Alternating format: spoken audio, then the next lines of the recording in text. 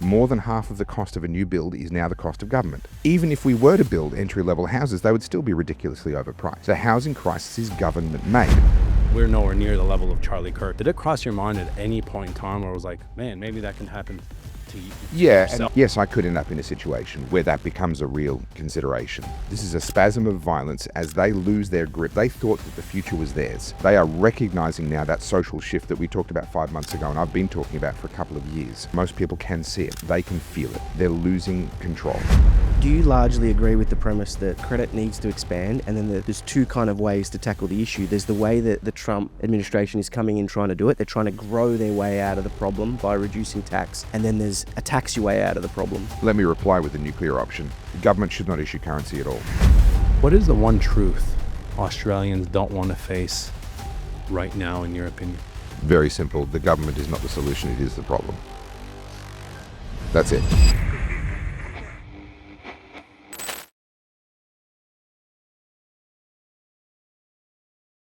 Hey guys, welcome to another episode of the Unemployable podcast. On today's episode, we're welcoming back a man who seems to have a talent for stirring the pot, Topher Field. How are you, Topher? I'm doing very well. I'm worried that we just won't have enough to talk about. There's been so little going on in the world. Well, we're going to run out of things in 10 minutes. yeah, I was wondering whether I should actually tend this one or not. It might be a bit of a yawn session. Yeah, exactly. There's nothing going on. Second time around. I mean, you were here 5 months ago, so there's a lot that has happened since then. But for those of you guys that don't know, Topher is a filmmaker, activist, and a professional rule questioner. Topher made waves during the Melbourne lockdowns by reminding all of us that sometimes good people do break bad laws. So buckle up, because we're about to dive deep into free speech, what's happening in the housing crisis, and everything else that keeps Topher awake at night, and probably makes all of us a little bit nervous. So welcome back, and thanks for having us. Oh, thank you. I usually get, when people invite me back a second time, it's usually to force me to apologize for what I said the first time. So this is quite refreshing. Yeah. And I want to start by saying congratulations, because since you were here in May, we're now recording this in late September, and in between there, you've hit 100,000 subscribers on YouTube, and you got your YouTube plaque. Yes, I did, and no offense to YouTube, but that is a cheap plastic piece of crap. We might need to edit that bit out of it. He'll lose it. No, they call it the new lightweight design. I don't know what the old ones were like, but they were physically bigger. These are smaller, and it's all just plastic, and it looks like brushed aluminium. But honestly, I don't care, because it's what it means that is significant. Right? And it's quite remarkable. So I saw this spate of videos coming out recently from Australian content creators that are very notably left-wing, to one degree or another. And I won't name names, but they released videos saying, we're being crushed by the algorithm. One of them even said, is this the end? Am I going to go out of business? I can't make money like this, because their views had fallen off a cliff. And I went and did some research, and both Meta and YouTube have recently done what they called a rebalancing, or a removal of the tilting of their algorithm.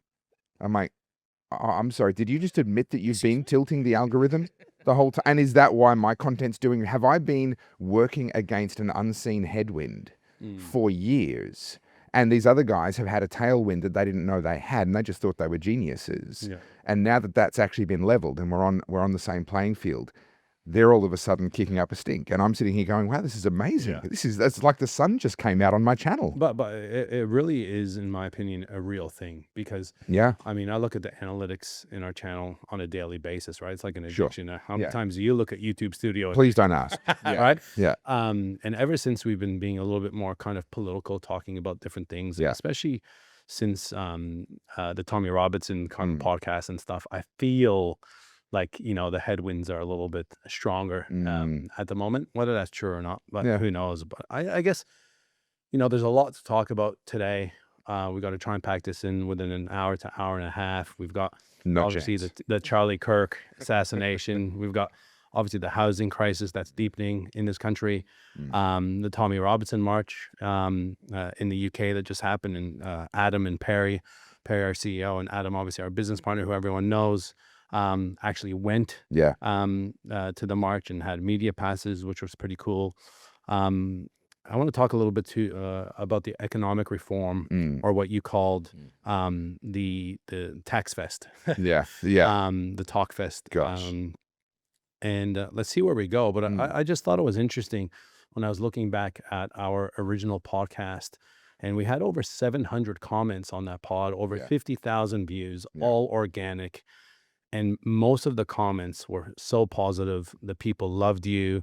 They just loved how that we allowed you to sit there and talk rather than us, just cutting in and trying to, put it in a kind of, I guess, our direction. So I really want to let that flow today the same way, because we got to listen to the people that are listening to us, and give them the attention that they need. So I think it would be a good one to start talking about Charlie Kirk, because it was just the memorial that just literally happened in the last few hours. Yeah, 3:00 this morning, our time, And as we record this. Off camera, we were talking about seeing how obviously Donald Trump was there, Elon Musk was there, Grant Cardone was there, and a lot of different famous people.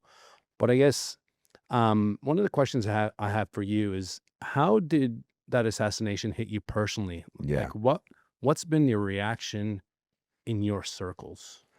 Personally, it actually hit me harder than I would have expected. And I had to reflect on why. And it felt incredibly personal. I've never met Charlie. I respect his work from afar, as many people do. I'm just one of the millions, tens of millions, hundreds of millions of people. I appreciate his work. I like his videos. I think he's really impressive. That's it. There's no deeper connection there. And yet his assassination really, really hit me at a very, very deep level. And, me being who I am, I ask myself, why? What is this saying about me, about Charlie? Why does this feel so personal? And I realized there's multiple layers to it. I'll start with this one. The injustice of it being him. Now, the injustice of it being anyone, of course. No one should be using bullets to try and to solve arguments. But of all of the people, it was the people who literally handed them a microphone. There are other people who preach from a pulpit, or who hold stadium shows, or who have sort of one-way broadcasts. He was the two-way guy.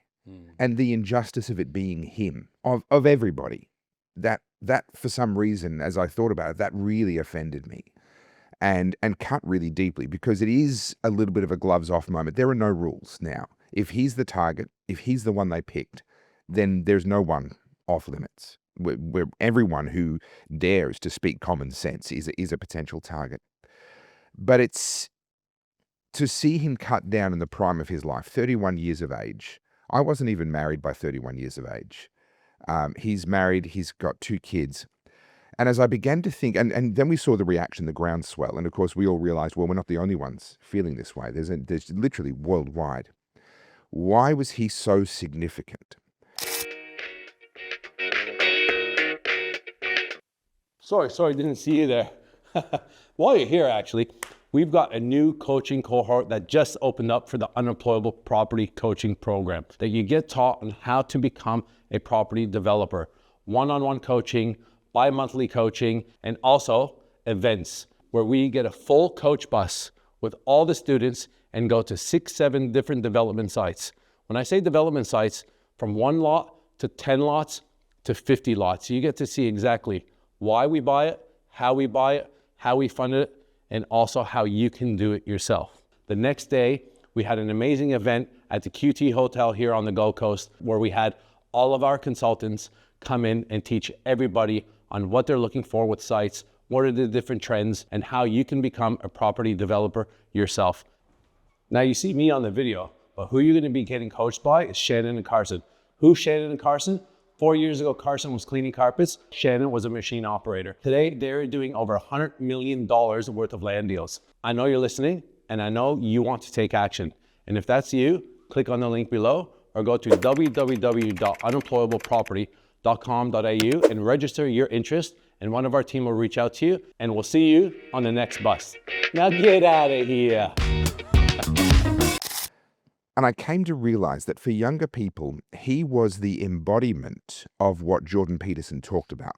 Jordan Peterson talked about get up, make your bed, become excellent at something, slay your dragons, get married, have kids, make sacrifices for something bigger than yourself. Learn to speak well. Learn to speak which well. Charlie did. Know why you believe what you believe. Have arguments and debates with people. Jordan Peterson in his 12 Rules for Life and then 12 More Rules for Life and in all of his work has been advocating this kind of way of life. And for younger people, they found that inspiring, but he was the grandfather figure. He wasn't the role model. He was too far removed. He was too far out of touch. Charlie, I don't think on purpose, but Charlie, just by living as he lived according to his values, for literally tens of millions of especially young men, became the role model. He became the aspiration. In the same way that you've got people like Andrew Tate trying to become a materialistic aspiration. He's out there with his money and his nonsense, in my opinion, his ego, and he's saying this is what being a man is like. He's connecting. He's got an audience because there are young people desperately looking for what does it mean to be a man, and they find him. Some people, but a lot of young men found Charlie Kirk, and they said, "Here's this guy. He's phenomenally intelligent. He's articulate. He's brave and he's bold, but he's also compassionate." He married the cheerleader, the winner of the beauty pageants. He's got 2 kids.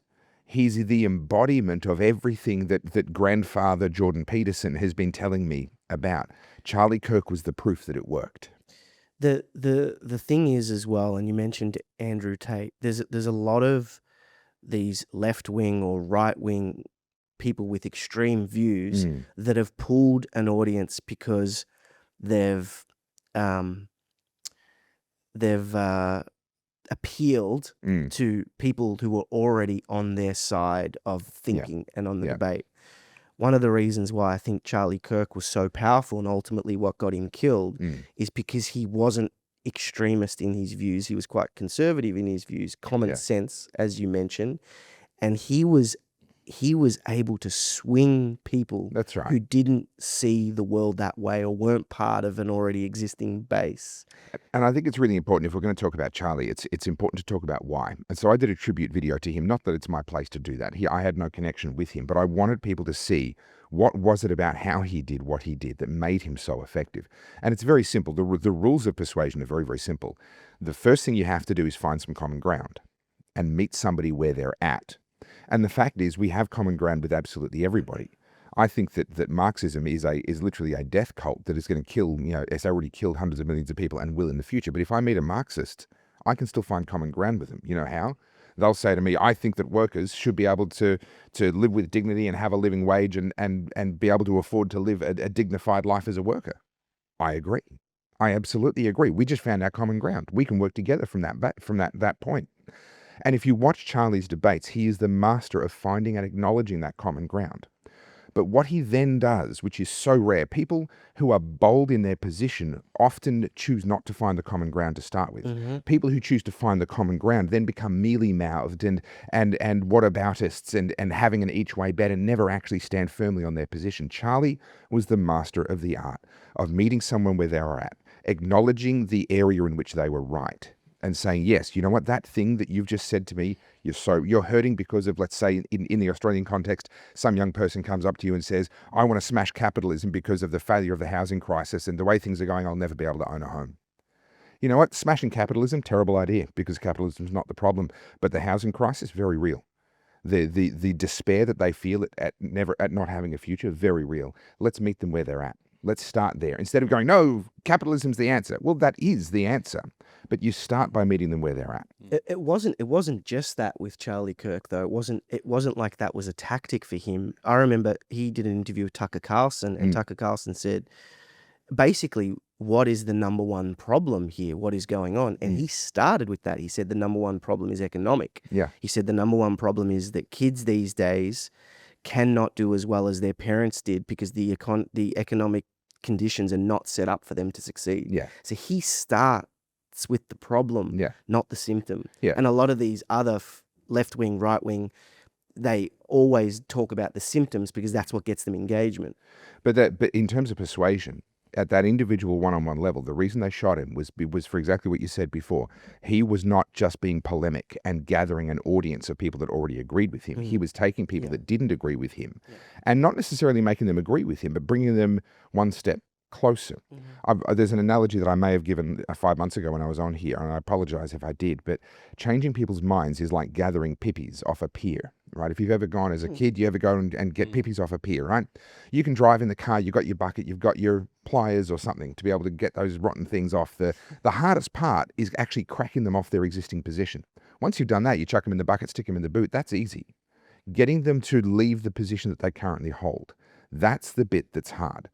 And too often we focus on, you haven't come all the way to the destination of where I want you to be. No. The triumph is to get someone to go, I realize I'm not 100% right.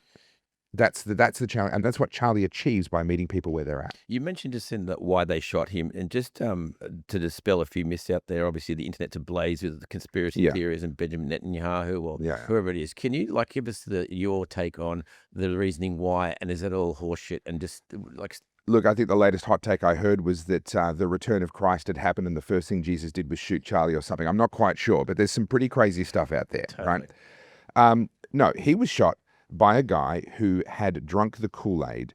So it's amazing to watch the media playing both sides of this. And I will answer the question, but I want to answer it through the lens of how it's been talked about. You know, I'm watching Australian commentators talking about how the Democratic leadership all condemned the violence. They all said the right things. And the Republican leadership all wanted to politicize the violence, and they just wanted to whip up fear and everything else. No, hang on. What you say after an assassination is not nearly as relevant as what was said before. And you cannot pretend that the Democratic leadership, the mainstream media around the world, as well as Australian politicians as well, demonizing Donald Trump, making comparisons to Hitler, saying that the MAGA movement is the new Hitler youth, talking about these kinds of terms, and then knowing full well that, for example, in high schools, we have these fun ethical questions as part of ethics classes or psychology classes in university. You know, if you had the chance to kill Hitler as a baby, would that be the right thing to do? Really? Wow. Right now, these are the sort of thought experiments they're playing with in high schools and in universities. So when the Democrats come out and say this guy is literally Hitler, what are you saying at that point? It's no surprise that someone took, a couple of people tried to take out Donald Trump. And so them turning around and condemning the violence after it's happened, when they were the ones who laid the groundwork for it. They built the entire foundation for it. Now, when you get a shooter, in this case, raised in a conservative family, it's no coincidence. So the shooter against Donald Trump, who hit him in the ear, he was raised in a progressive family, couldn't shoot straight. The guy who shot Charlie Kirk in the neck, raised in a conservative family, taught by his dad how to hunt up in Alaska. Tragically, the result was his shot landed. And you've got this kid who was raised in a conservative family, whose mind was poisoned in university, gets into a relationship with a transgender person who he's now living in with, who, by the way, also came from a conservative family and has rebelled against that. And they drunk the Kool-Aid. They went all the way in. And I'm not sure if I talked in the last podcast about how that younger generation is splitting. There are the people going deep into the Kool-Aid end, and there is a huge cohort that are actually rejecting it altogether because they're seeing the consequences of it. The problem that we've got now, as the world is healing, we're watching this incredible social movement happen in the 2020s, which is literally the counterpoint to the 1960s sexual revolution. We are watching the other end of that pendulum swing right now. What's happening is a new generation of bitter clingers is being born. These are people who will forever look back on 2021 and 2022 and 23 and say, back when we had pronouns, back when no one was allowed to misgender us, back when all we had to say is, I'm offended, and instantly we won every argument. That will forever for them be the heyday, the halcyon days, the high point of civilization. In the same way as there were people who moved to Argentina and grew old and died wishing that Hitler had won the Second World War. They were the bitter clingers out of that era. In the same way as, in American politics, I want to say the bitter clingers clinging to God and guns, right? The new generation of bitter clingers are clinging to pronouns and clinging to gender identities, and the world is now moving against them. Those people who have nailed their flag to that mast, who have burnt all of their friendships and relationships, in the case of these two kids, rejected their families and burnt all of those bridges, as they watch the world moving away from them, they will become incredibly dangerous people. And we saw that outworking with Charlie Kirk. What do you think is going to happen moving forward in the future with free speech? Because obviously, with free speech, it includes the right to offend, right? But in this situation, obviously the right to offend took someone's life. So do you think that's going to be something that is going to hold people back, right? Because again, Topher, you talk about a lot of controversial things, right? Sure. We do from time to time.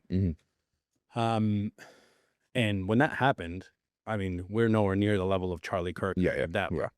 Did it cross your mind at any point in time where it was like, ooh, man, maybe that can happen to yourself as an example? Because you're starting to grow a lot of, gain a lot of momentum, right? In this kind of space, and you're doing a lot of talks, a lot of podcasts and different things. Yeah. And this is the thing, like, is it going to inspire us more to speak out, or are people going to retract? So, I mean, you and I, and you've acknowledged this already in the way you asked the question, we're not on the same level. There's no comparison, and none of us are trying to pretend that there is. But let's fast forward 10 years and say that things go really well my way. Yes, I could end up in a situation where that becomes a real consideration. What's really interesting, if you look at political assassinations and violence around the world, and I looked into this for a potential video that I've decided not to do, but if you look at political assassinations in the last 20 years of journalists, politicians, activists, so not just actual politicians, but also the people that are contributing to and around politics, the numbers were actually not that different between mainland USA and, say, the European Union. European Union has about 100 million more people, and pro rata, the numbers weren't that different until 2025. 30% of all acts of political assassination that have happened in advanced countries, so I'm ruling out, third world, Middle East, whatever, in advanced economies, 30% of all of the politically motivated assassinations have happened this calendar year, 2025, in the United States. We have not heard about the vast majority of them. They never made the news. These are activists, these are politicians. Now, obviously, they made the news in the US more than they did here, but these are politicians that we might never have heard of over here. So they're just not relevant. They don't make the headlines over here. And almost exclusively, not quite exclusively, but almost exclusively, they have been committed by people who are ardent leftists, usually either transgender themselves or adjacent to transgender, such as the shooter in Charlie Kirk's case. This is the generation of bitter clingers. This is the outworking of that. I'm of the view that this is a spasm. This is a spasm of violence as they lose their grip. They thought that the future was theirs. They are recognizing now that social shift that we talked about 5 months ago, and I've been talking about for a couple of years. I saw it coming. I called it. Now most people can see it. They can see it. They can feel it. They're losing control. We are watching a spasm of violence. Now, I would caution, though, against people saying this is unprecedented and being apocalyptic in their language.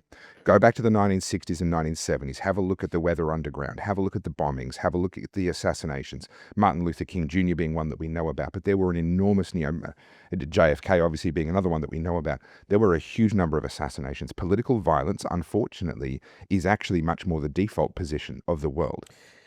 With you mentioned JFK. I just want sorry.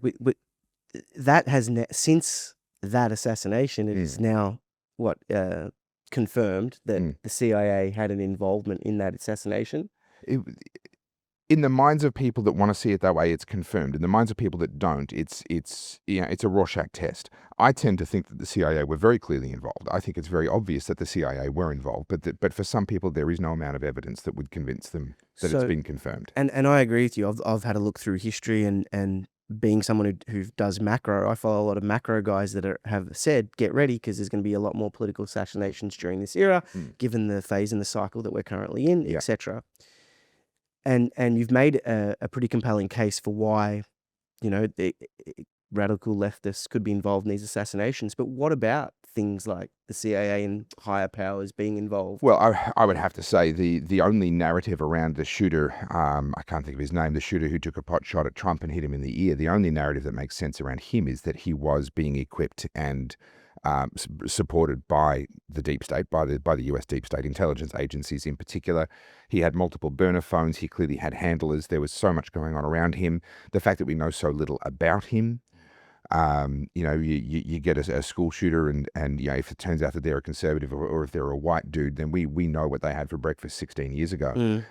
If they're someone who sort of doesn't quite suit the media narrative, we know next to nothing about. Come out of nowhere. Have a look at how little we know about that guy that shot Donald Trump in the ear still.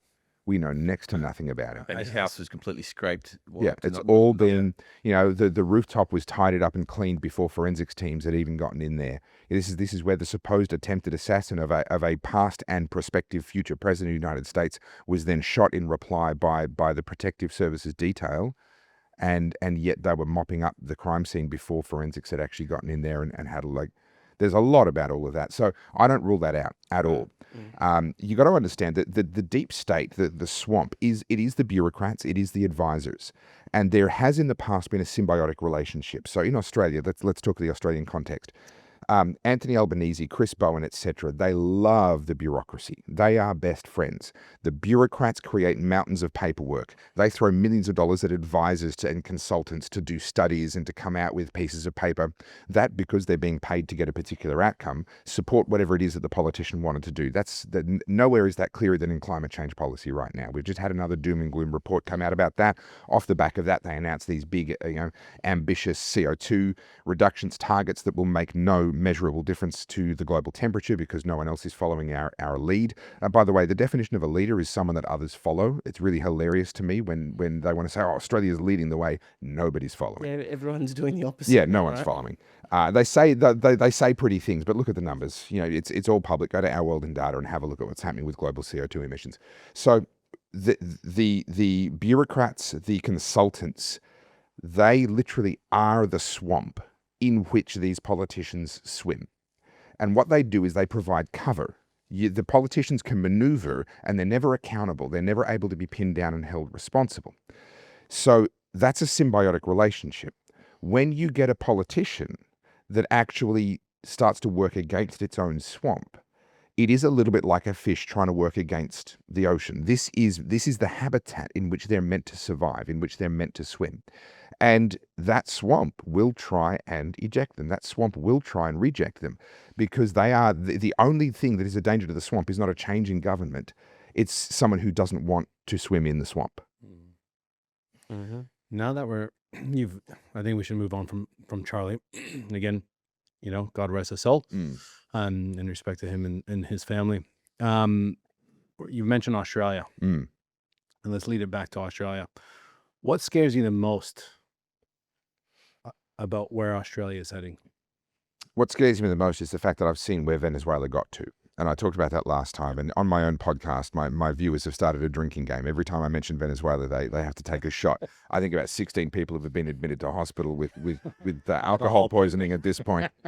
Because I talk about it a lot because it really did completely, even for me, I knew this stuff. And then when I saw it scared me because it felt so normal. Because you realize that we all think that totalitarianism looks like jackboots in the streets and secret police kicking doors down every night.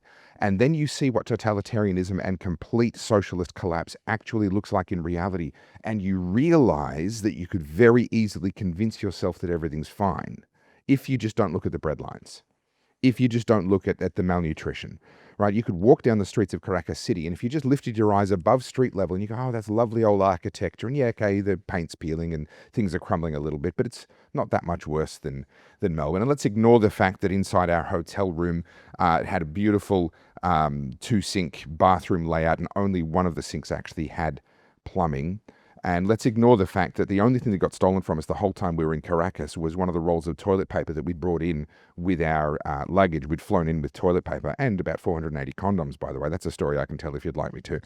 And the only thing that got stolen from us the whole time in Caracas was that someone who serviced our room stole one of our rolls of toilet paper because they can't get it for love nor money in that country. But you can convince yourself, the birds are still chirping. There are still cars going past you in the street. The sun is still shining. You could convince yourself. What shocked me about Caracas was how familiar it felt to Melbourne. And what that allowed me to do was to tune in to the actual signs. And we talked about the 5 signs, and that's, I think, was a big part of why our last podcast went as well as it did, because we can talk about specific signs of this is what to look for, and we're doing these same things. And in terms of those signs, one of the ones that I talked about was the nationalisation of industry and how it doesn't necessarily come through ownership, it can come through regulation. And this is exactly what we're seeing right now. We are seeing the complete nationalisation of the Australian energy grid and through energy prices, the de facto nationalisation of Australian industries. Because by driving up Australian energy prices, an enormous number of industries become non-viable and then become government dependent on welfare, on corporate welfare, which I'm wholeheartedly opposed to. But they're saying it's necessary because otherwise we're going to lose all these jobs. Well, why? Because power prices have made these industries non-viable. So we're watching a de facto nationalisation of what amounts to the heights of the economy, to steal an old Soviet phrase, where originally the Soviets wanted to control the price of absolutely everything, micromanage the economy down to the nth degree. That became unworkable, so they shifted their strategy. They said, we just have to control the heights of the economy. We need to control the energy industry, the transport industry. We need to control your heavy industry, your big exporters, and these sorts of things. So, well, that's exactly what we're doing through power prices right now. We're controlling all of our heavy industry, all of our mining, all of our smelting, our transport industry. All of these are heavily energy dependent industries. And the government is taking de facto control of all of them through power prices and through their ensuing dependency on government welfare and handouts. So we're watching the nationalisation of industry Australia-wide under the guise of saving the planet right now. We're watching that happen.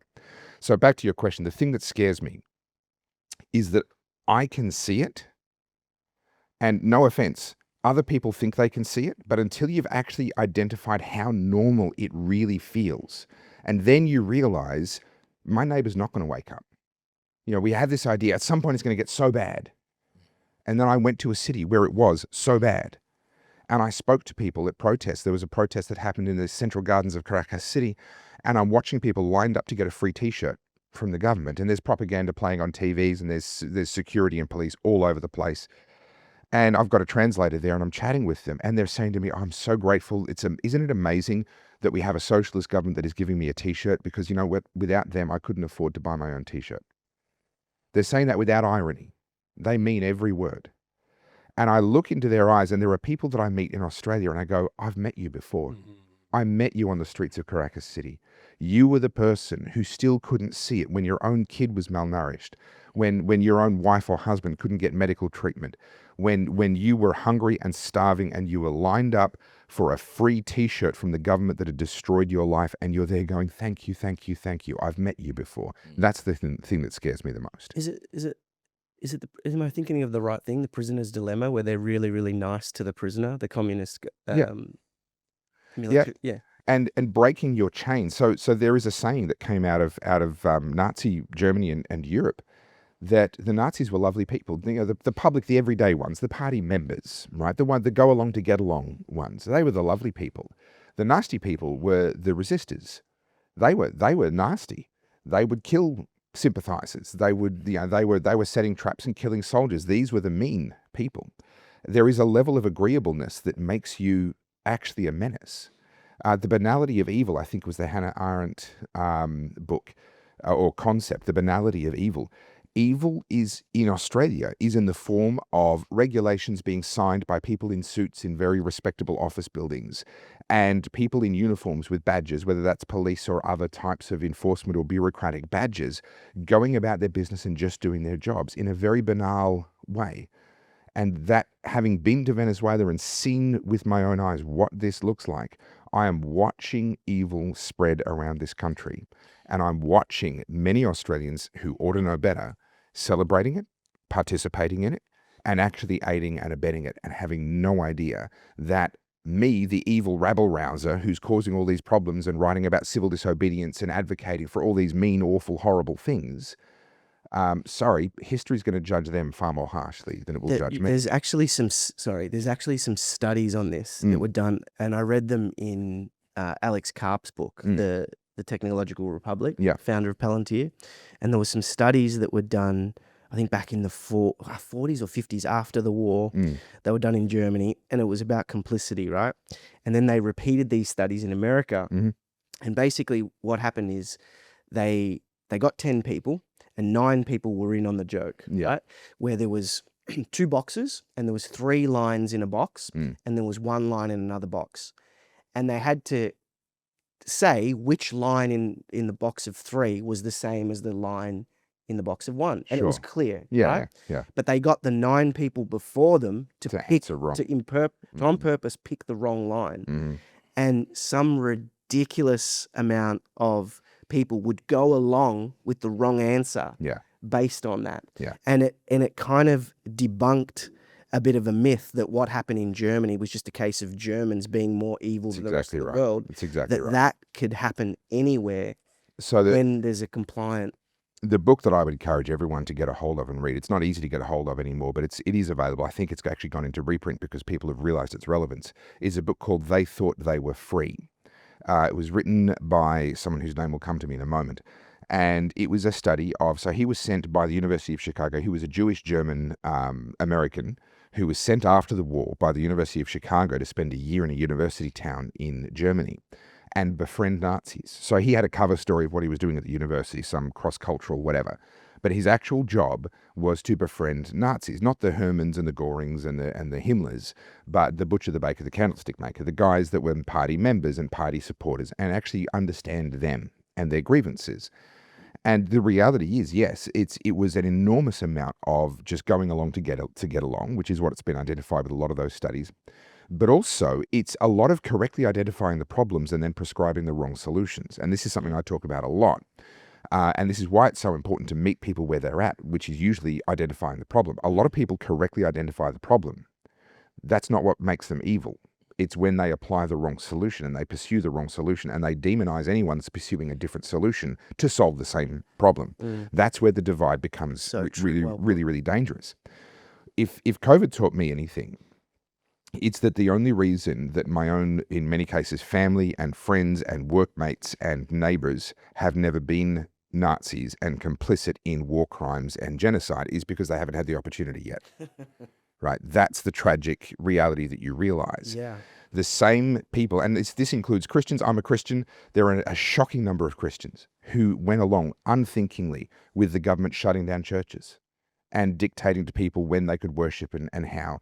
To this day, we have laws around what you're allowed to pray. We have blasphemy laws in Australia. If someone comes to their pastor saying, listen, I'm having confused feelings about my gender identity and I think maybe I was born in the wrong body, if that pastor does anything other than encourage transition, if that pastor says, hey, listen, let's maybe just wait a little while, he's a criminal or she's a criminal. If that pastor says, you know what, let's pray about this, and maybe let's pray that you come to accept the way you've been designed and the way that you've been born, and you come to celebrate that for yourself rather than trying to change that, that pastor is now a criminal. Prison sentences include up to 5 years. Fines of 6 figures, over $110,000. Now, this is law in Victoria and in New South Wales right now. We have these laws on the books already. This is the banality of evil. This is some bureaucrat, some politician somewhere decided that there were votes to be found or there was power and prestige to be gained in writing these laws. And now someone's going to say something and a judge will issue a warrant, and a police officer who signed up because they thought they were going to be chasing bad guys and helping little old ladies cross the street is going to say, oh, we've got an arrest warrant for this person. They're going to go and arrest them and shove them in a cell. And then they're going to go through the meat grinder of the court process, and everyone's just going to do their jobs in exactly the same way that the train driver did his job on the way to Auschwitz. Are people getting arrested for that here in Australia? Because I know in UK they definitely are. To my knowledge, there's been no arrests yet. No one's really popped their head up to be the test case for that one that I know of. But what's really, really dangerous about it is that it has an enormously chilling effect. People don't, in order for it to change people's behavior, people don't have to have been prosecuted. Already compliant. People just have to know that they could be or they will be.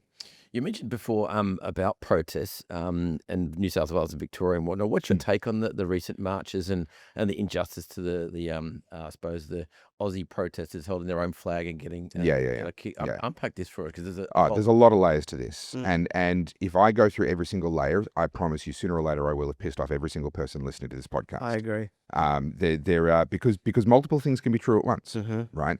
And this is a really, really important concept. So, number one, the demonization of the Australian flag is the utter absurdity. Now, I'm a libertarian. I am literally the most pro-immigration, open borders guy you could possibly imagine. But if there is any organization that should be jingoistic, that should be loyal to its own people, it is a government.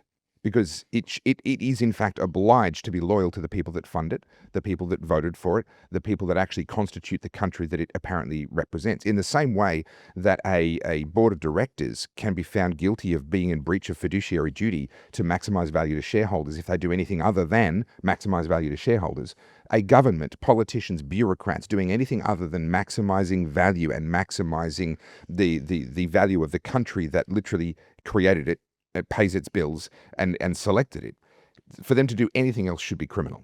And for them to be sitting there saying, no, Senator Jacinta Price, you can't wear an Australian flag on the Senate floor, to be sitting there and demonizing so much about the very country that they represent. This is the one organization that, in my opinion, has absolutely no right to do any of that. I think it's nonsense, and people need to lose their jobs.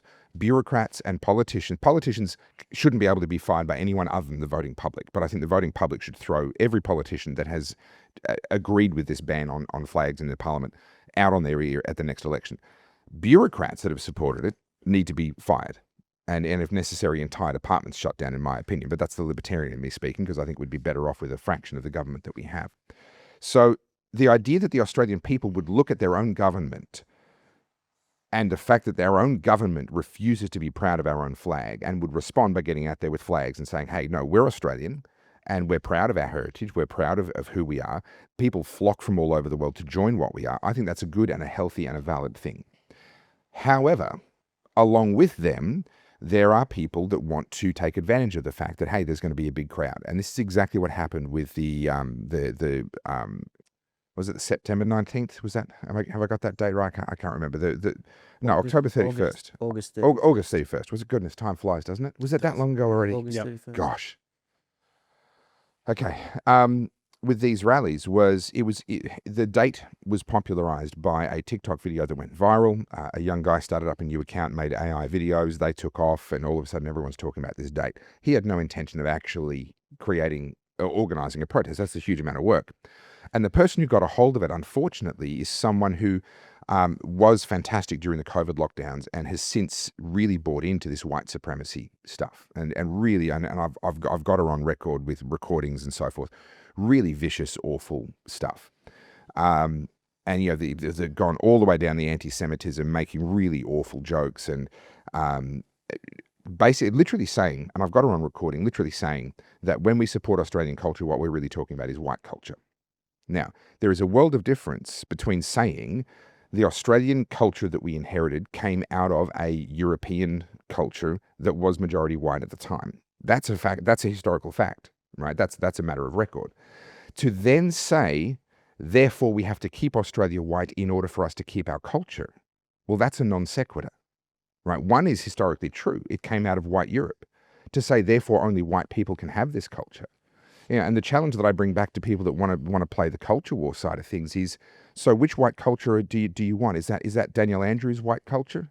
Mm-hmm. Maybe Jacinta Allen, maybe Anthony Albanese. These are all good white European names. Is it their culture that you want Australia to be run under, or can we actually accept that the color of someone's skin is not a good predictor of culture? It's not actually a good predictor of whether someone is going to help to build a freer and more prosperous country, which is fundamentally, that's actually what we're arguing about. It's what we want. This is the one big one we see in the comments all the time that I have a little bit of trouble with, people saying, let's get rid of all these people, let's get rid of those people, let's go back to this. I mean, also, Marga, it's a great marketing campaign, but you can't go back to what was. No. Evolution, we can't go back to an evolutionary state that we previously were. We can only move forward. Yeah. And we have to build upon the culture that we have. And so that's why I kind of have trouble with these going back to a previous state. But then the next step is to realize that these people could have this big fight about immigration and wave the flags and do all of that stuff. And let's say they win. All right, I'm putting it in air quotes because honestly, they're not winning anything. They just don't understand that yet. So immigration drops to zero.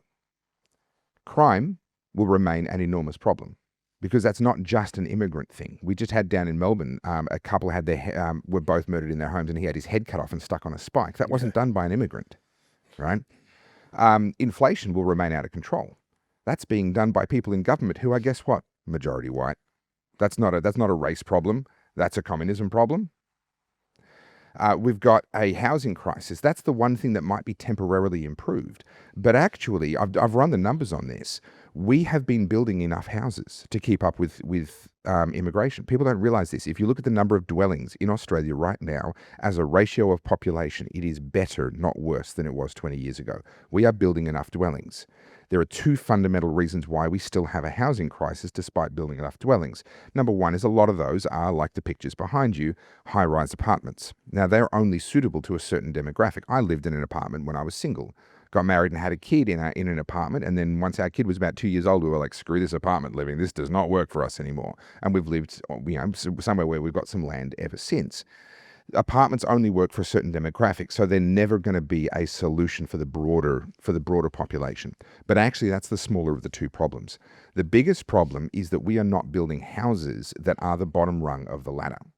And people think I'm cruel. I would much rather people live in tired old houses with no air conditioning than under a bridge. But if I say, you know what? Landlords shouldn't have to install air conditioning because it's going to increase the rent and it's going to push somebody out of living in a tired, old, unair-conditioned house into living under a bridge. Then I'm the bad guy. You want people to live in poverty. No, I don't want people to live in poverty, but I want people who are in poverty to be able to live in some sort of a house. We need the bottom rungs of the ladder. Now, can I finish that thought? What we're building right now in Australia, the minimum standards are not the bottom rungs of the ladder. No one's allowed to build an entry-level home anymore. And that's a combination of regulation that physically stops them, but also the regulations that create an economic reality that means that they never will. No developer opening up new land is going to build anything less than a 3-bedroom house. They're going to try and cram 4 bedrooms onto 400 square meters of land because that's how they maximize their returns. And building a house is so freaking expensive that they're never going to do anything other than try and maximize their returns. Why is it so freaking expensive? Well, studies have been done. More than half of the cost of a new build is now the cost of government. So a new build, an entry-level new build in the outer middle of nowhere suburbs of southeastern Melbourne is $800,000 right now. 400,000 of that is the direct and indirect cost of government and regulation on that building. So even if we were to build entry-level houses, they would still be ridiculously overpriced. The housing crisis is government-made, and this is why I say even if they win the immigration debate, it's not going to fix the housing crisis because it's not actually the number of people, it's the fact that we are not building the kinds of houses that allow people to get onto the entry-level rung of the ladder. Exactly, and the biggest factor with relation to the increase in housing prices is availability of credit. And the reality is that no Western country around the world is in a position to decrease the amount of credit available. And so therefore they won't. So that vacuum will get, whether it's immigrants or not, it'll be wealthy Australians, it'll be whoever can afford houses, unless they decrease the availability of credit. Housing prices are going up. As you increase the availability of credit, so goes the increase in housing prices. You're ignoring the impact of changes in supply. In a static market, increasing the availability of credit will absolutely drive demand and will therefore drive prices up. If we actually start supplying the market with entry-level housing, I mean, you could have a near infinite amount of credit. I mean, obviously, infinite doesn't exist in the real world, and it certainly doesn't exist in economics. You can have all of the availability of credit that it'll still push the housing prices up. But you're still going to choose what you're going to pay for based on your repayments, based on your earning capacity. There is still a limit. The availability of credit hasn't meant that everyone's jumping on a $20 million mansion. No, but that's the point. The availability of credit means that house prices across the board will continue to rise as credit increases. Well, that's what's happening. What you're saying is it is something completely different. There's not enough affordable housing because of regulation and because the supply is not available. But it doesn't mean when that, and I've seen it, right? Yeah. I've seen land, I've sold 3,000 blocks of land, and I've seen land sizes go from average size to 600 to average size 400 to then giving 200 square meter blocks land. Yeah. And effectively what happens is that the small affordable ones continue to rise. They rise by a higher percentage than the bigger blocks because of the availability of credit. So I see what's happening here. So there is an expectation around what an entry-level home is. An entry-level home, the ones being built on 200 square meters, I'm going to take a stab in the dark, that they were not like the 1940s and 50s single-story brick units that were being built 3 to a block when that I grew up around. These are double-story wannabe luxury townhouses with a fully finished kitchen with a stone bench top, an ensuite bathroom for the master bedroom, and a whole bunch of other things. Now, can I just tell a quick story about my childhood? This is not a sob story. I want to be really clear about this. I had a great childhood, and the home I grew up in was fantastic. We did not have enough bedrooms for one per person.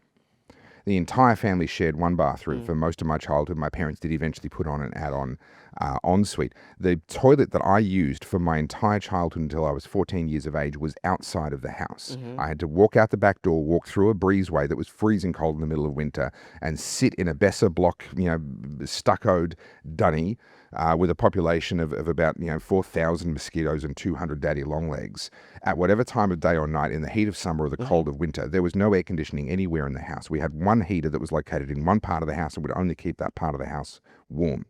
This was what was called normal. This was entirely normal. This was not an entry-level house. This was actually my parents. I was their 5th kid. That's the home that they bought in their 30s. And they owned into their 40s before they then moved into a larger house. We've actually lost touch with what an entry-level house even is. No, I agree. I'm not disagreeing with your point. I think your point is an extremely valid one. I think that the government, through deregulation, has the power to solve the housing crisis by making it possible for developers to build that kind of housing. Oh, sure. And that's the regulatory aspect that I talked about. 100%. Yeah. I just think that for people to go and then blame developers or to argue against the increase in housing prices, the reality is we live in a global macro environment where the availability of credit cannot be allowed to decrease, because if it does, we will go into a depression. There's been 2 major opportunities for them to allow credit to decrease. There was the 30s, the Depression, and it was the Great Financial Crisis in 2008. And the amount of credit available decreased by like 1%. Where this is a system that does not allow credit to decrease, so it has to continue to increase. So therefore, we can't stop housing prices going up. They're going to continue to go up because we're in a global debt bubble. The only way is through deregulation. Yes. Now, can we talk about the debt side of things? Because we can actually flip this conversation on its head and realize that we're not talking about the increase in credit. We're talking about the devaluation of the dollar. Yeah. They are one and the same. Yes, right? yes. And so what's actually happening is our prices are not going up because goods are getting more expensive. Our prices are going up because our dollar is becoming less valuable. The cost of living crisis is not because goods have gotten more expensive. It is because our dollar is being debased and has been ever since, Yeah, but it's being debased because credit through credit creation. That is the primary tool. And if you understand fractional reserve banking, which I know you guys all do, this is money coming out of nowhere. This is the primary mechanism by which money is brought into existence. And to put it in really crude terms, for those that may not be familiar, this might be the first time you've been exposed to these ideas. In very crude terms, all economists are going to be crying at this analogy. But essentially, if you take the number of dollars in a given currency and take the value of that country in terms of its asset base, its productivity, and all of that, you divide one by the other, and that's kind of your number. That's kind of your value per dollar. That's an exceptionally crude way of looking at it. There's so much more to it. But broadly speaking, if you keep increasing the number of dollars in circulation, but the underlying country is not then building more assets, becoming more productive, developing itself, then the value of those dollars will go down. There is a case to be made for credit creation where it is going into actual assets and things that are actually increasing the underlying base, which in this case is people's faith in the country. I mean, there's no intrinsic value to any of these currencies. It's Jared Rennick talks about it. Yeah, Jared Rennick talks about this. And there is a case to be made there. There's certainly a lot of caution needs to be exercised there, because if politicians discover that they have the power to invent more money, then they do. And that's what we're seeing. They're doing it via the Reserve Bank and they're doing it via credit policy, but they're creating more money in order to keep this GDP growth bubble going. But what we have is a situation where, because of that fear of, oh no, we can't cause a recession by reducing credit supply and the availability of credit, because of that fear, we condemn ourselves to poverty through inflation. And so what we've actually got is a devil's gamble where they can take their medicine now, which is politically unpopular, or they can kick the can down the road. It doesn't work, because you've just seen Javier Milei, who tried the austerity, who's tried this. He just lost his recent elections. He just lost power in his recent elections. So the problem is people say that this is what they want, But when they are faced with the reality of austerity, it does not work. And the reason I bring that up is because I think everything that we've been spending the last 50 minutes talking about is born of this issue. It's all born of this issue. It's the divide between rich and poor. It's the expanding of a debt bubble. It's the end of an 80 to 100-year debt cycle. That is the source of everything that we've spent the last 50 minutes talking about. I would say it's the immobility of the poor. People being poor feel it a lot less if they're richer than they were last year. The divide between the rich and poor is a furphy. This idea that this is where your Marxists gain their power, and they say we need to mobilize against the rich.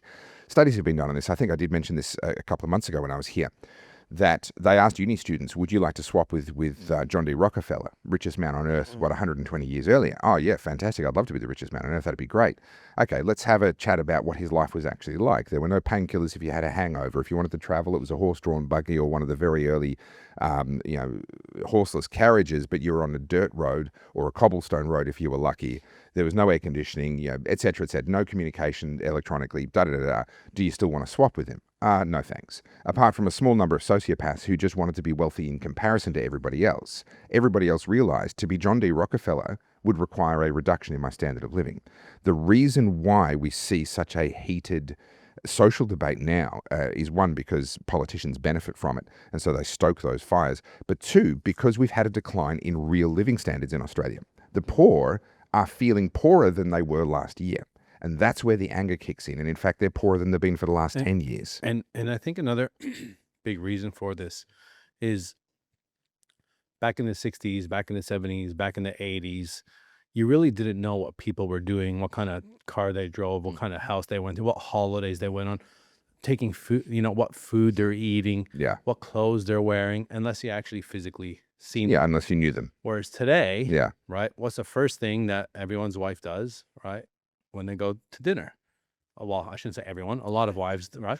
My wife does. First thing she does. But that's the point. It feels like everyone. That's right. It takes a photo of the food, takes a photo of the beach, and what's happening is you've got 100,000 subscribers. You've got X amount of followers on Instagram. So if you show those things, well, guess what? Everyone else is going to see it. Yeah. And that's what's happening. We're in a society of just absolute consumption, right? Absolute gluttony in my opinion, and everyone is seeing this. So like even rich people still feel poor. Like it's crazy. If you're because there's always someone else that's got so much more that you wouldn't have known before. Yeah. And in my opinion, we're creating monsters of ourselves because we just want more and more and more. Yeah. And that gap looks like and it feels like it is increasing. But you said it before. Everybody wants a 4-bedroom, 2-bathroom house with a white picket fence. 2-bathroom? No, hang on. Sorry. No, 3-bathroom. You know what I mean? Thank you very much. Pool and the rest of it. You mean it's only got a double garage? One ensuite per bathroom. I need at least 4. Right. Because why? Because that's what they see everyone else, right? That's what they see on realestate.com. That's what they see on the block. Yeah. And the reality, it is not a reality. We have options right now, right? We bring all kinds of different people on this podcast. We bring in, we just had a rooming housing expert come on the podcast, right? Which he's solving the problem, right? He's solving the problem of people that can't afford to live. Well, I can give you a room. I can give you a kitchenette with your own ensuite if you're a single person. And you're going to split the electricity with the 5 others. You're going to split the internet with the 5 others. You're going to split the gas bill with the 5 others. And I'm going to give you an affordable option. The issue is the government doesn't back it, number one. And 2, you can't get the finance to fund it. So the exception to that is Victoria. Much to my shock, Victoria are actually allowing you to scratch build dedicated rooming houses. Essentially, they're like single-story apartment buildings, basically. It's happening here as well. Is it? Right? Okay. Yeah, it's happening here as well. So he's done hundreds of them already, right? Yeah. But the thing is, go to Westpac, go to ANZ, go to CBA to fund it. They will not fund it, right? In Victoria, they do. That's what I'm saying. That's good. So it's probably changing. Modular housing, these things have been around. The issue is, I can't live in a modular caravan. Right. What are people I can't live in a rooming house, right? That's for that's for the druggies, or that's for the poor people, whatever you want to call it, right? Yeah. But it's nurses, teachers, Yeah. firemen. These are the types of people that are actually renting, because we're asking who's renting these homes. They're $450 to $500 a week, as an example, right? So there's options there. The issue is, are you going to post that on Instagram?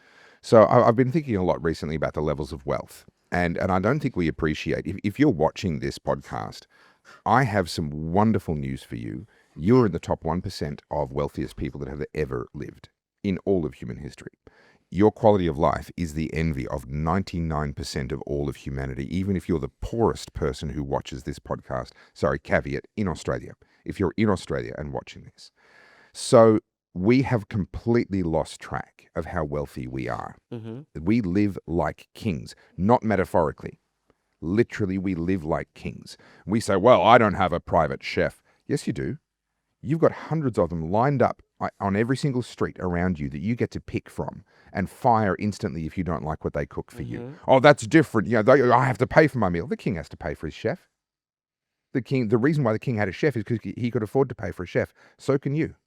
And you do it all the time. And in fact, you pay a delivery person and then you whinge because they took too long. Right? We have staff and servants at our every beck and call. We have technology. We have surveillance technology that would be the envy of World War II military strategists on our phone, and we whinge when it takes 6 seconds to load that satellite photo of that hill that we wanted to look at because we were trying to have an argument with someone about whether the car park was to the left or to the right. And we have a whinge because the internet slowed down. We live like kings. That's not metaphorical, that is literal. And someone renting a one-bedroom bedsitter is living like a king by historical standards. So we've lost track of the actual hierarchy of wealth. The poorest level of wealth is the person who does not know if they're going to live out the day due to poverty, because for love nor money, they cannot get clean water, or they haven't eaten in ages and there's nothing they can do to get a meal today. That's your absolute bottom level. And in Australia, we've forgotten that level even exists. Right, but it does. That is in fact the default state of mankind. We need to be reminded, right? Now, like in my opinion, none of us understand the level, of I guess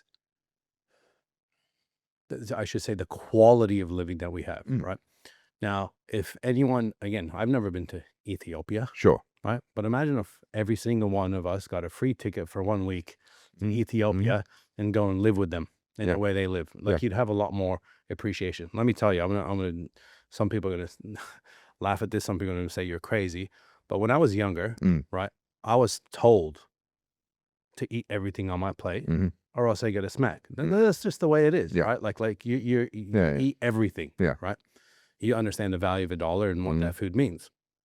Let me tell you, when my kids were growing up and they weren't eating, all I had to show them was a video of the starving kids in Ethiopia. And I did that. They eat everything on their plate.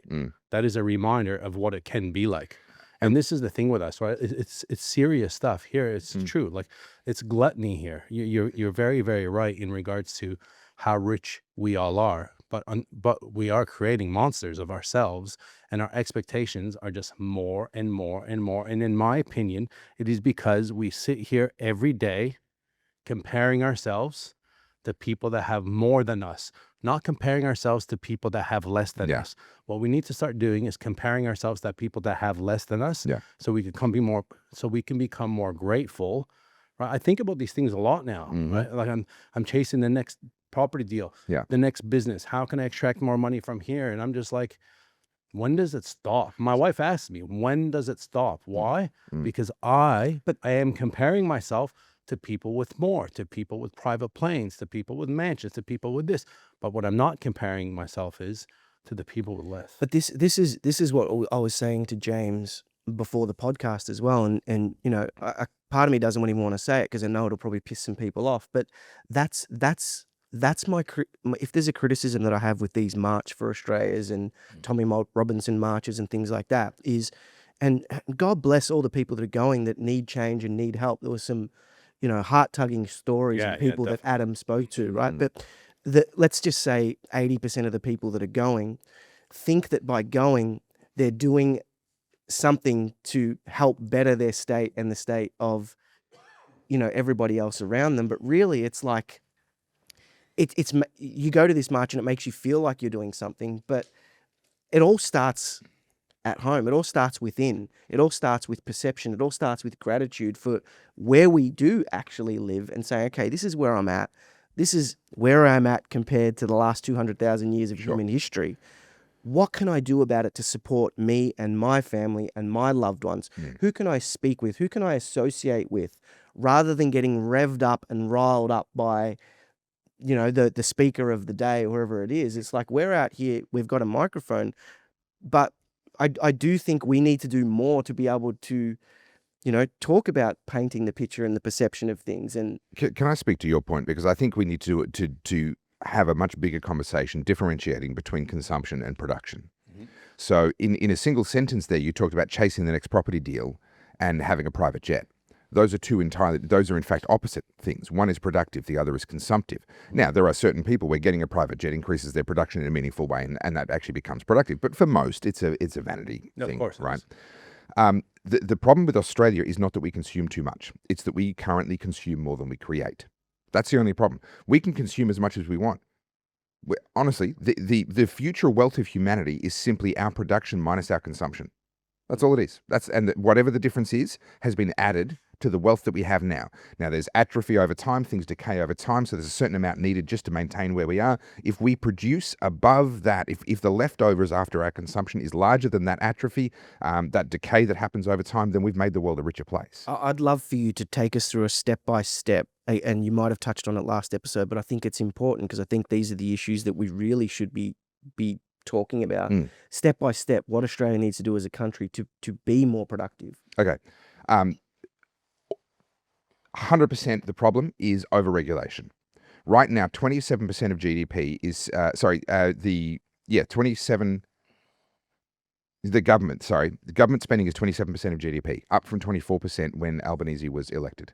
So as an increase, that's a 10% relative increase in what we're spending on government. Now, that only counts actual government jobs. What that doesn't count is how much of the private sector's time and money and productive capacity is wasted satisfying the government. Every government job kills you in three ways. Firstly, it has to get paid out of taxes, which is money taken from someone who is productive, who no longer gets to spend that money on something productive. So it's killed you once. Secondly, that's a person who could have worked a productive job, who is no longer working a productive job, they're working a consumptive job. Why is it a consumptive job? Because of the third thing that they do, which is they write rules and regulations and reports and demand that people who could otherwise be productive now have to waste time filling out forms, filling out reports, doing compliance, getting studies or reports done. I mean, the amount of reports you'd have to get done on any property development, from Indigenous impact surveys to environmental stuff to this and that, right? Just there.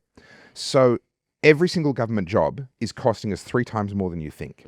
So if the government is 27% of GDP, this is why our standard of living is going down, because our entire productive capacity, nearly 100%, sort of 85% of our productive capacity is gone.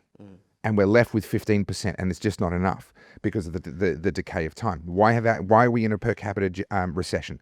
Why is our standard of living going down by more than 10 years? In just the last 3 years, our standard of living has gone back to 2012 levels. That's 15 years of standard of living loss. Only Western country in the world that's been that bad? Fastest. Not only. Okay. That's been that bad. Yes, that's a valid statement. Yes, but it's the fastest. It's not the only one that's declined, but it's by far the fastest.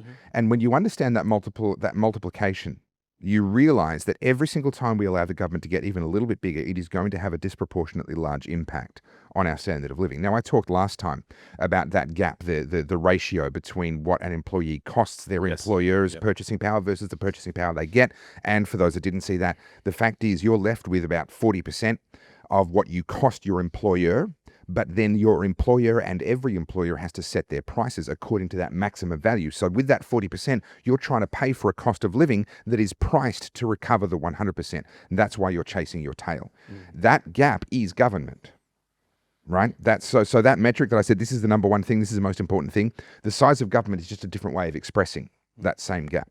When we're at 27%, we are allowing the government with that multiple of 3 because they're sucking taxes to pay for themselves. Then we've lost a productive person out of productive capacity, and then they're wasting everybody else's time because that's their job, is to make everybody else run around and satisfy them in their unproductive capacity. We multiply the size of government by 3. We've got a government that is eating about 85% of our potential in this country. And like, we're doing a property development at the moment, right? And you look at the compliance. That's why James and I, as soon as you said, I looked at each other and like, just because the compliance side to it is massive. But I said this on multiple podcasts: raise the prices, do what you want, increase the compliance. It's all built into the end price. Yeah. Right. There's line items for this on a feasibility, on a profit and loss statement. There's line items. So whatever it is, it doesn't matter, because that gets divided out by a certain margin that needs to be created. Yep. So you can get funded to do a job. Yep. And the sale price is the sale price at the end. And then we say, why can't young families afford a home to live in? That's why.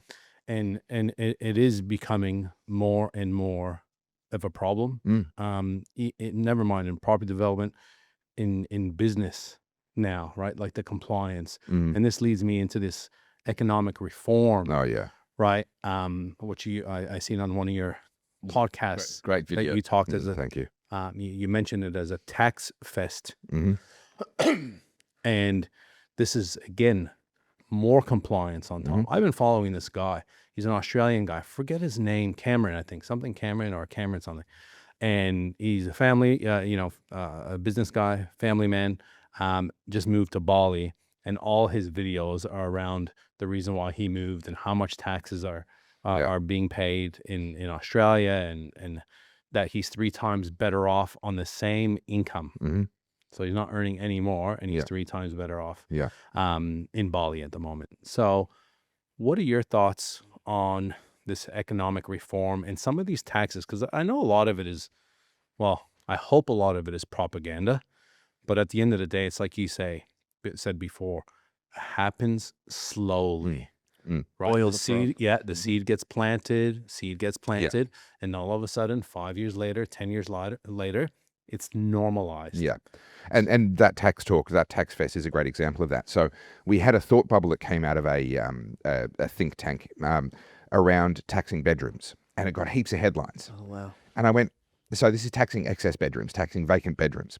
Because the argument goes, and this is classic ivory tower paperwork thinking, the argument goes, well, we've got all these people, they're using 1 or 2 bedrooms out of these 4-bedroom homes that have been built. Well, if they just had to have people in those bedrooms, and the housing crisis would be solved.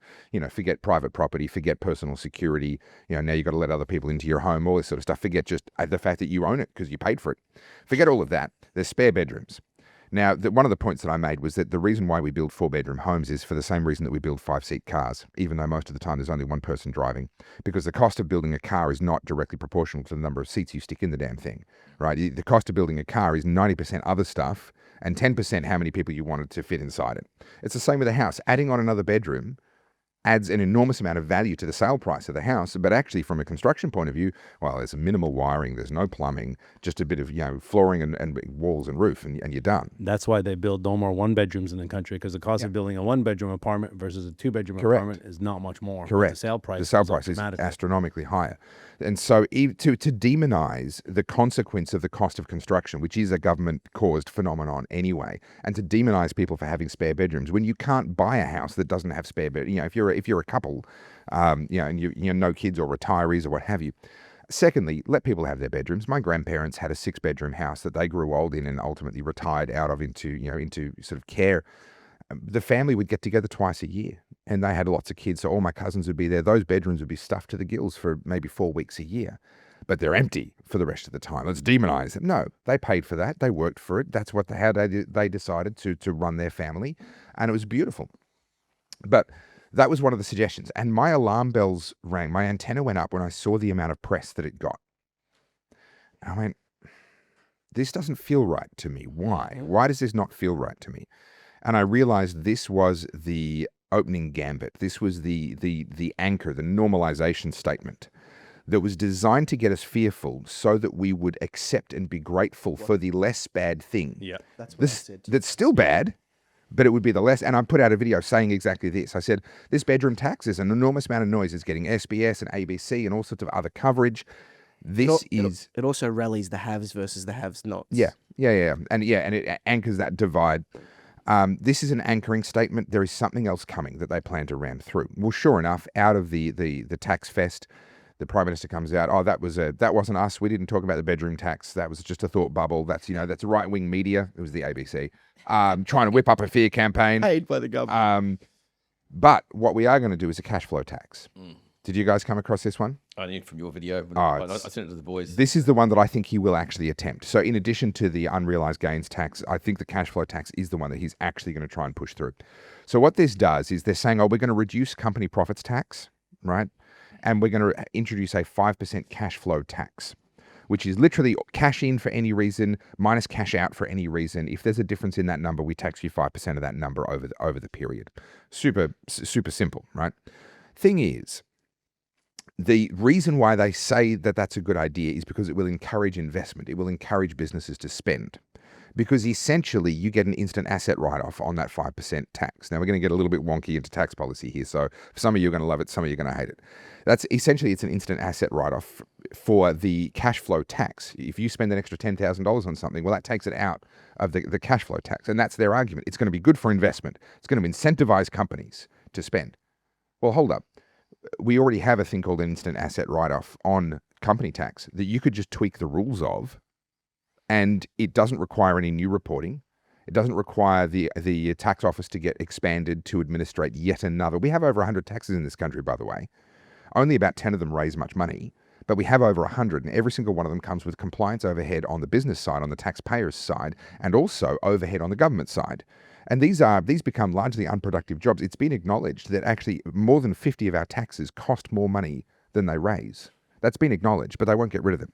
So obviously the solution is to add a new tax, right? That's what you do. When you've got 100 taxes already and 50 of them are losing you money, the obvious thing that you do as the government is you add another tax. So even the rationale for this tax makes no sense. It would be far more sensible for them to tweak the instant asset write-off if they want to encourage investment, if they want to encourage spending. What this is GST 2.0. When they brought in the GST, they said we're going to abolish property taxes and stamp duties, and we're going to abolish all these other taxes. So they got the vote, and they said, right, we're bringing the GST. By the way, we've changed our mind. We're not abolishing all of those. So they're saying we're going to bring in this cash flow tax, but it's not going to cost you anything. We're going to reduce corporate profits tax a commensurate amount. They win the argument, they get elected again, or they push this through the parliament. I guarantee you, even if they do reduce corporate tax for a little while, it won't be for long, right? This is all going to go up again. Yeah. So do you largely agree with the premise that credit needs to expand, and then there's two kind of ways to tackle the issue? There's the way that the Trump administration is coming in trying to do it. They're trying to grow their way out of the problem by reducing tax, making the country more productive. And then there's a tax your way out of the problem. Let me reply with the nuclear option. The government should not issue currency at all. Currency should be an entirely private thing. It used to be. Is crypto sending it there? Crypto is a return to private currency, to private equity. So anyone can create money. You guys are in business. You understand this. The minute you extend credit to one of your suppliers, the minute you have an IOU. Now, this used to happen quite often. So the argument in favor of the fiat system is we need to be able to expand credit. And if we have it tied to gold, then obviously we can't do that. And sometimes you need to do that, right? Mm-hmm. Well, historically, if you had a new town pop up in the middle of nowhere, gold rush was happening, something like that, someone rocks up and starts a general store and pots and pans and sacks of flour and all the rest of it. And people start coming in saying, look, I can't afford to pay you right now, but I'll bring in some gold. I'm working on whatever. Okay. The store starts to issue IOUs or UOMEs or whichever way it may go. And it's got the store stamp on it. And for as long as people have faith in the store, that's currency. What happens very quickly is people start trading the IOUs, right? And they've just literally issued money out of a local corner shop, effectively. Everyone can issue money. What it comes down to is confidence. And this is why governments say, well, the government needs to issue our money and we have to have legal tender because people can have faith in it. And then the governments go bankrupt and people's faith was very clearly misplaced. The expansion of credit and whether it expands, whether it contracts, etc., the last people we want to trust with such an important function is politicians and bureaucrats. Let the market sort it out. And for me, it would just simply be a case of so there is a requirement in Australia. Every business has to accept Australian fiat currency. That's a legal requirement. If you operate in Australia, you must accept Australian dollars. I would love to see a deregulation that removes any restrictions around accepting other currencies as well. I'm not deep into this policy area, so I don't know what restrictions there are or are not.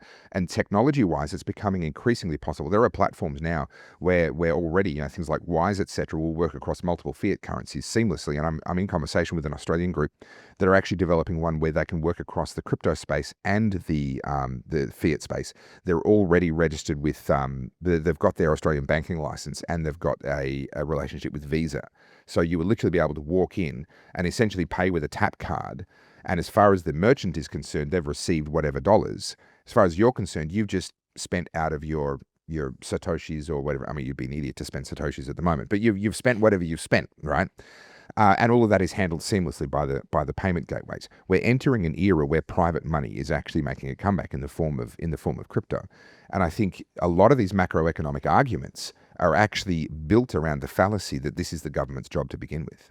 Yeah, and that's the big point is, and I think you articulated it so perfectly when you said for every government job that's created here, that costs you 3 times. Yeah. When government puts money into existence, that's the only path, right? Whereas when a business is creating credit, they have to be productive. There has to be value. If they don't bring in revenue and create value and employ people and create jobs, they go out of business. Whereas the government doesn't have that. They're not able to go out of business because they are the law. And governments believe that them printing money doesn't hurt anybody. And the question then becomes... And all of this is a distraction for the fact that it is very harmful. Yeah, and the question then becomes, why do we have taxes at all? If printing money is fine, why not just print all the money that you need to run the government? Yeah. Why do we have taxes at all? What? I don't think taxes are going away anytime soon. Unfortunately. I think about that as well. Yeah. Right? If you could just print money, why isn't just everybody? For the sake of clarity, I'm not saying that's a good idea. That's a terrible idea. Yeah. I'm just pointing out the logical absurdity. Yeah, correct. Now, what are your thoughts on skilled workers, entrepreneurs getting fed up and leaving the country at some point with taxes? Like, we've got friends, acquaintances that have done this. There's more and more people doing it. There's more and more people posting about it. Do you think this is something that's just a spasm, like you mentioned before, and something else? Or is this something that you think is going to be more and more in demand? Because it's like, hey, like, I'll be honest with you, that guy that's been posting a lot going, hey, my life's 3 times, I'm 3 times better off without earning $1 more. Yeah. And I'm in Bali. Now, of course, the level of lifestyle in Bali is probably a little bit different than Australia, and the safety and the rest of it. So it's there's never one for one. It's cross-cultural, and you've got to be willing to, and the kind of person that can enjoy that culture. Correct. But what I'm trying to get at is, we've got skillful people, right? Very, very smart people. Like, I've got 3-4 friends, right? A couple of them are mutual friends of ours here. I mean, Adam is one of them, right? Very, very smart guy, very intelligent. Australia is a lot better off with having a guy like that here, correct, and not having him here, and he's not here. Yeah. What are your thoughts on that? Is that going to continue, Mark? Right. You mentioned this last time when I don't think a lot of people were talking about it, the second passport. Yeah. And it used to be, have gold, land, but now it's become have gold, Bitcoin, and the second passport in communities. I'd love to hear your thoughts on this. Jurisdictional competition is one of the greatest changes that is happening in our world right now. Technology has made it possible for you to select jurisdictions. And I want to give a huge shout out to Andrew Henderson, Nomad Capitalist. I think Adam was there. I wanted to be there. Unfortunately, I couldn't make it this year, but I hope to be there in future. He's not the OG, but in terms of the mass public awareness of these ideas, Andrew Henderson, Nomad Capitalist, is one of the best. The idea of spreading your risk across jurisdictions and the technology to do that is now very, very real. It used to be that you had to have all of your things in one basket because you didn't have the ability to have a bank account in another country and a business registered in another country and investments and assets in another country. Now it is possible. You can do all of that. We'll come back to that in a minute. If you're playing the drinking game, make sure you've charged your glass because we need to talk about Venezuela. So your question is this just a spasm? The thing that completely changed my perspective, I was a go down with the ship, I will fight for Australia until the bitter end kind of guy, until I went to Venezuela.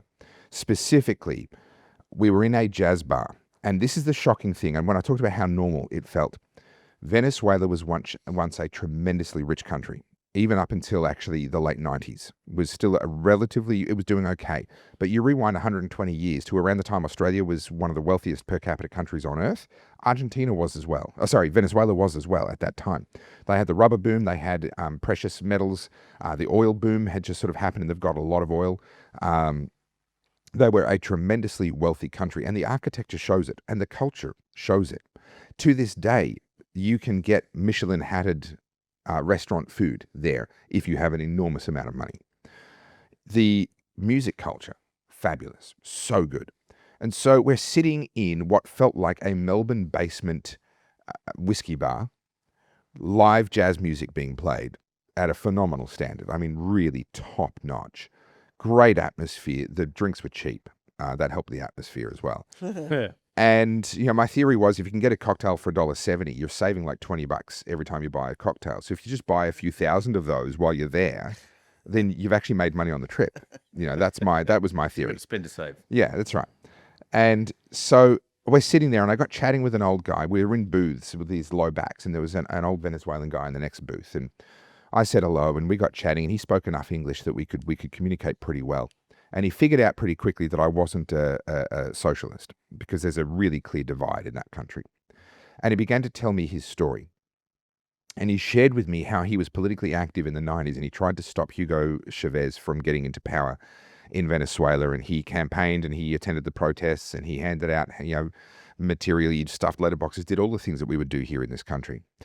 And he said they weren't successful, and Hugo Chavez was elected. And a whole bunch of his friends left Venezuela, and he was so angry at them. Why are you leaving? We need to stay and fight. We got to say exactly all the stuff that I felt about Australia. And he said, I realized now that you can't save a sinking ship if everyone else on board that ship is smashing bigger holes in the bottom. Mm-hmm. And he said, I gave everything, I did everything except for look after my family and make sure that my family were going to be okay if the ship, the good ship Venezuela sank. And I sat down, and I'll never forget his face, because I know what it looks like on a man's face who was presumably in his 70s or perhaps late 60s to carry the weight of his grandson's malnutrition. Right? And he's talking to me about how his grandson has the potbelly that you see in the ads about Ethiopian kids that comes from malnutrition. Talking about how his son lost his business. He was in IT, he lost his business, and he's now basically an alcoholic and living in perpetual depression. Because, you know, you can't buy flour or eggs or butter, but you can get alcohol. Yeah, you can certainly get a lot of that. And to see in his face this level of failure as a man at the deepest level, as a man with a wife and kids, protecting and providing for them is everything. And there are men who work themselves to death to pay the bills, to look after the wife so that she can have something nice so the kids can get school. They will skip medical appointments. They will put aside their dreams. Men will sacrifice their lives one miserable day at a time. And we all know what that weight feels like. This man knew that he had failed to do that. And there's nothing, I sat there, I'm like, what do I say? I'm like, there's nothing I can say. There's nothing I can say to this man that's going to lift that burden and that knowledge off his shoulders. So all I did in that moment was I sat there and I went, I will never be him.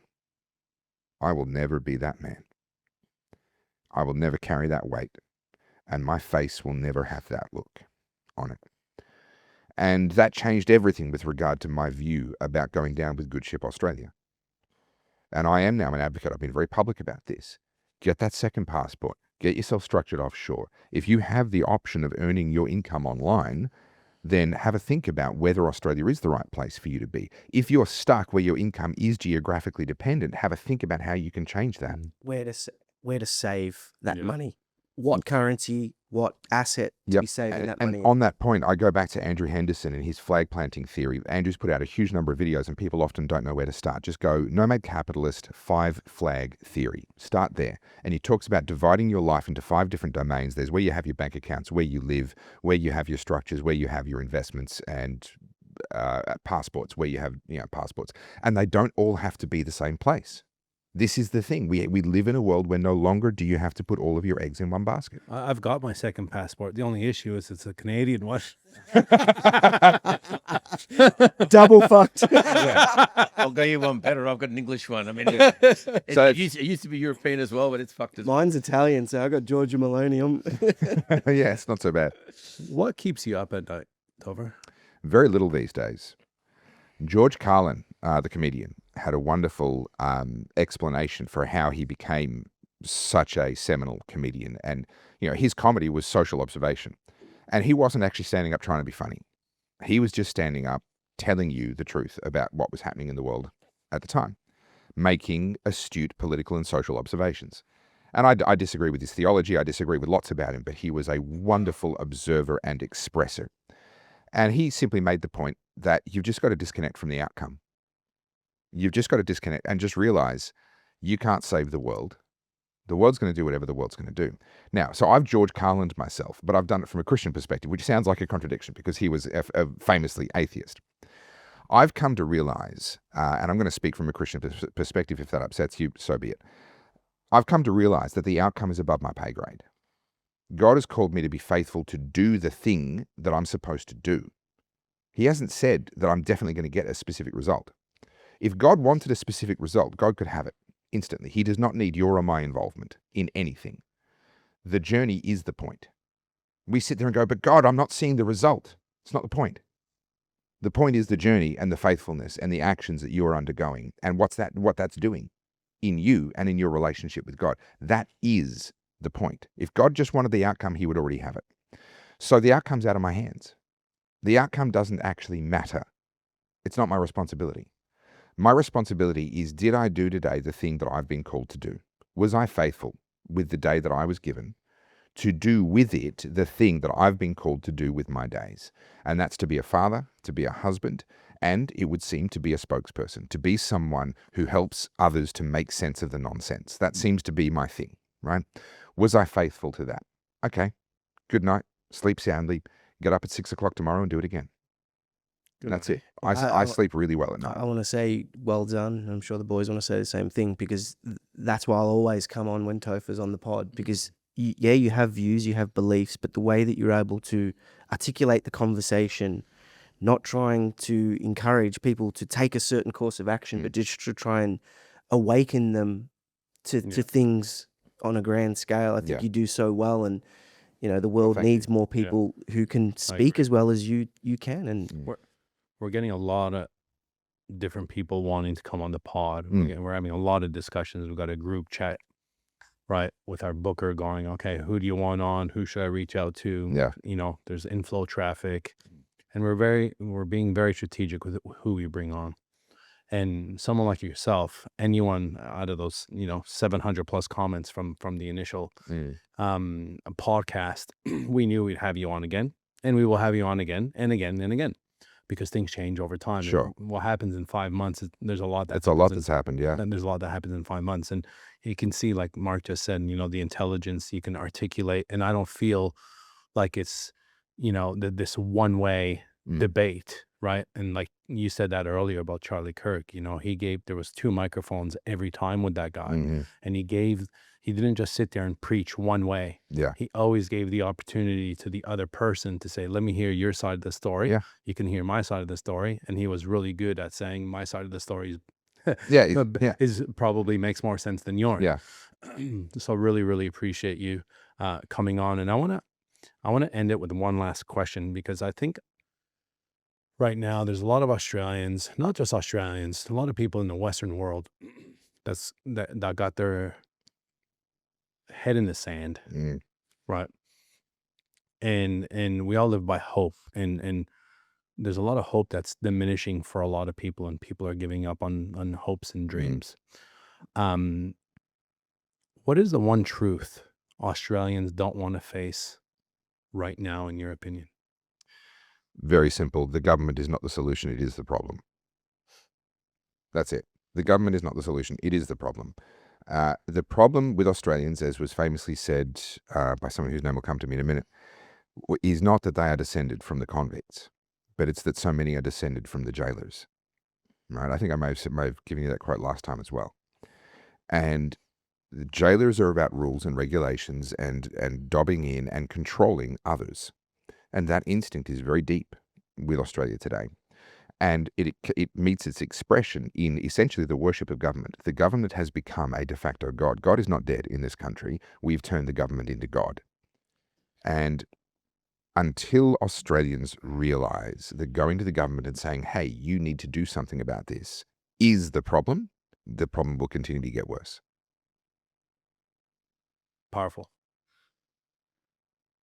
A lot of truth in that. Hey, like this is serious stuff. Yeah, Like, this is real. This is real talk, because you can only, the thing is, you can only make the decision yourself, right? Like, you have someone like Adam, right, who everyone from the outside in would have thought, man, this guy's got the house on the beach, he's got the Ferrari in the driveway, he's traveling, and he sold everything. Like, it gives me anxiety still today thinking about it, because my wife and I are always talking about different things, right? And one of these things right now is, where do we go if we're not here? Because we love the Gold Coast specifically, and these are serious conversations. And I'm still, go ahead, Ryan. No, is the anxiety from having to sell all those things, or the belief that it actually could be better? Yeah, I think the anxiety comes from making the wrong choice.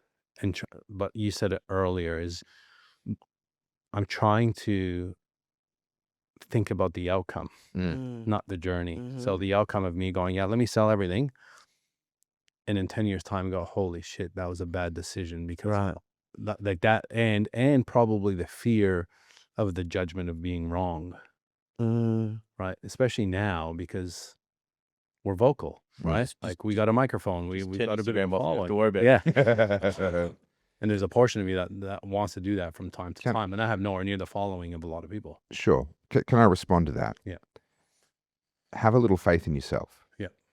Do you really believe that it would take you 10 years to then go, oh, my life is a smoking crater of a hole before you pivot? Yeah, definitely. And do you really believe that if it was the wrong decision, that you wouldn't then figure out how to make the best of it? I appreciate that, and it would definitely not be. But again, I think this is there's that portion of scarcity. There's that portion of, what society tells you, that I think is ingrained in a lot of us still. Yeah. As much as we believe certain things. And I guess to end it here is just, where does everyone listening to this sit? Right?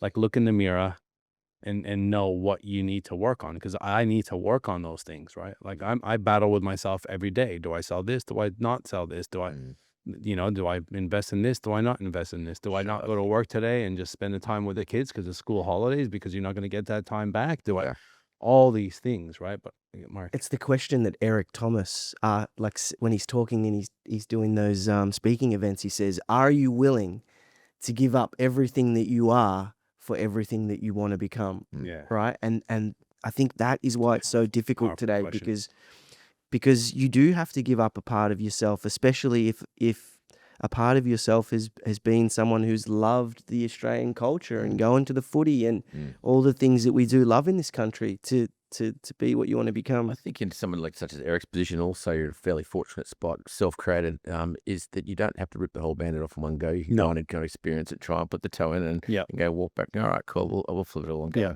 But it's just the fear in general, isn't it? Yeah. Yeah. Well, it's just, and that's why I take my hat off, and why I mentioned Adam, and I mentioned him a couple times, not just because he's a bank and he's a business partner and the rest of it, but let me tell you what he's done. Ballsy. Right?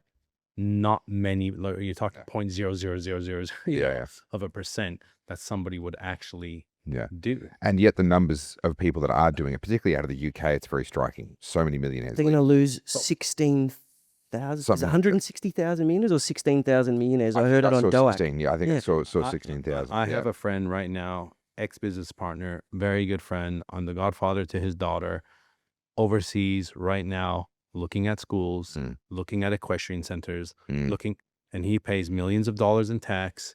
He's when I talk about skilled workers, when I talk about entrepreneurs, he's one of them. Yeah. That will not be here. Eric, I And think it's sad. You want to know why it's sad? It's sad because selfishly, it's a mate that I'm not going to be able to go and hang with on a Friday, or hey, let's go to dinner because he won't be here. Yeah. The beauty of it is it'll force me to go, you know what? Holy shit, maybe I should be doing the same. I think that it's important to look at the reason that you want to leave as well. Yeah. Because if the reason is just to save on tax, it's not a good enough reason. Right. It's not a good enough. It's not a good enough reason. Yeah.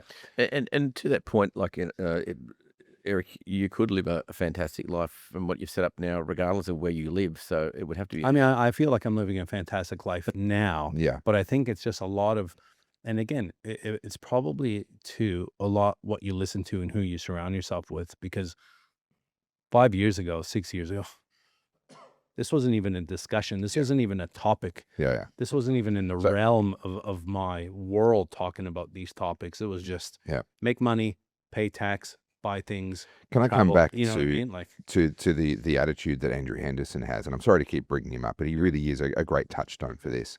His whole philosophy is go where you're treated best. Now, what we're expressing is that in Australia, we are still treated tolerably. There's lots of things that we would love to be different, but let's be honest, Australia's awesome. Yeah. Right? It's amazing. The problem is the trajectory that I see without a significant cultural shift, and I think we are in a significant cultural shift right now. Will that come to Australia? Will that be enough? I don't know. The jury's out on that. But the world is changing, and maybe we'll be okay. But as things change, will you reach the point where you will recognize that you are no longer willing to tolerate how you're being treated? And the question is, what's the lag on that? Because this guy in Venezuela, this guy in Venezuela, his friends had a very short lag. Socialism has taken over this country. We're getting out because we know that we're not going to be treated tolerably very soon. He had a long lag. I'm going to keep fighting for it. Other people had a lag because they didn't notice it. Most people are living in a world that stopped existing 20 years ago. Our perception of where we are, you talk to most Australians and get them to describe Australia, they're describing the 1990s or the early 2000s. They're not describing the country we live in today. So are you happy with the way you're being treated now? Are you even aware of it, really? Are you happy? Which direction is it going in? And is there somewhere else where you go, you know what, I'm going to get treated better? It comes back to your point when you said a lot of people out there consider government the God. The solution. Yeah. And even if they don't consider government the God, the lack of, let's not get on into a debate about religion and whether it's good or bad, but the lack of religious belief means that they're starting to worship the false deities like the green movements and all these guys. So if you're worshiping the green movement or you're backing the LGBTQ movement or whatever, sure, we can argue that these are good movements, but that's a proxy. That's a government proxy of worshiping the government God. Yeah. Because there is an argument to be made that there is no true atheist. There is no one that doesn't believe in God. The closest thing you can ever get to an atheist is someone who believes that it's them. That's Yeah. Topher, thank you so much for coming. Know you're a busy guy. Obviously, a lot of growth in what you're doing. Again, congratulations on the 100,000. Obviously, it's 111,000 I checked this morning. So growing rapidly. Keep doing what you're doing, spreading the word. James, Mark, thank you very much. I know you guys are excited for this one. So, Mark even wore a Satoshi shirt today for those of you guys that are just listening. I actually thought it was a Nirvana shirt at first.